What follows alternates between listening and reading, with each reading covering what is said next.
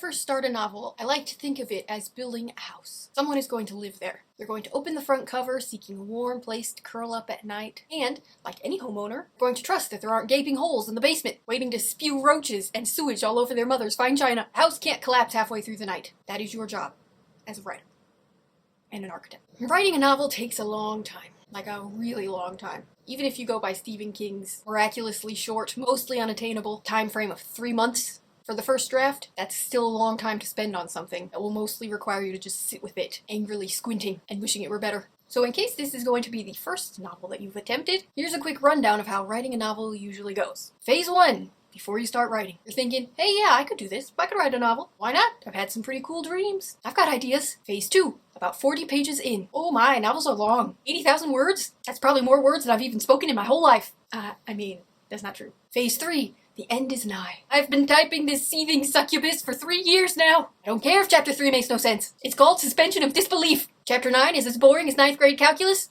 Suck it up. That's where you learn stuff. And that is where a lot of writers stop.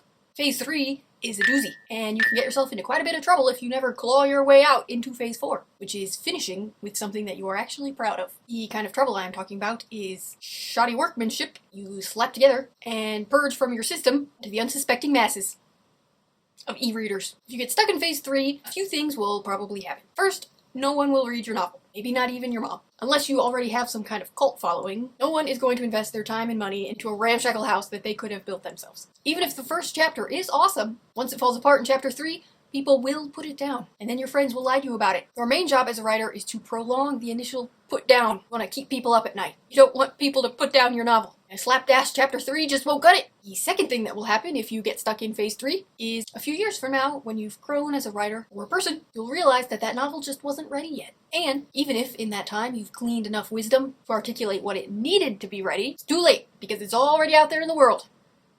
On Amazon. This is the common but unpleasant phase 5, where you jumped the gun, published too soon, and now you have to start over with a new novel and hope the first one won't come back to bite you. This is why you need to sit down and realize that you are building somebody's home. It's a process that takes time. You need to stroke the beams to figure out what they need. Is that what architects do? Decide what glue will hold best, which rooms need wider doors, where the closets can go. That is all part of writing your novel.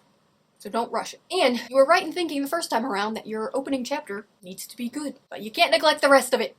A lot of people do. You can't let your editing eyes glaze over as you're halfway through chapter 5, adding commas and taking them away. You have to actually revise that puppy. You gotta make it good.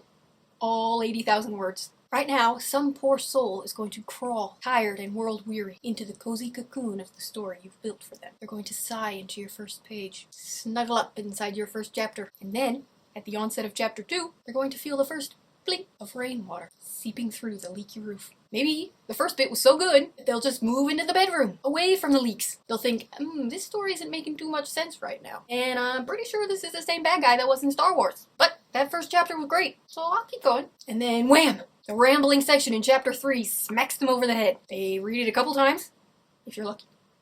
They rub their eyes, and they think, this is getting a little dull. Maybe I'm hungry. I should get a snack. And then they put your book down. And you might be like, but wait, it gets good at the end. Well, it's too late for your groveling. You think anyone is going to stay in a house when the roof's caved in, and they have to trek to the bathroom in galoshes, since some ungodly sludge is oozing up from the basement? So what if there's a jetted tub and a heated towel rack? Nobody will get that far. They're out the door at the first sign of mold. Have you ever watched Home and Garden? People hate mold. And every sloppy sentence in your novel is mold, and it's killing your novel. So what do? Let's say you have not yet published your novel. Thankfully, could tear it down and start from scratch. I find that the tearing is the hardest part, so I gentle the process by making a copy of the story with every new draft. That way I never lose any awful, clunky sentence, or blatant plot stealing, and I know that I can rip the new draft to shreds, since I always have the first saved as backup. For some reason, this brings me comfort, even though I have never actually gone back to use anything from the first draft. The next time you start feeling like you need to defend your novel, be like, shh, it doesn't matter that he could have solved the plot on page 7 if he just had a cell phone like every other human being on this planet. Just remember that you're building a house. If you won't live there, don't make your reader.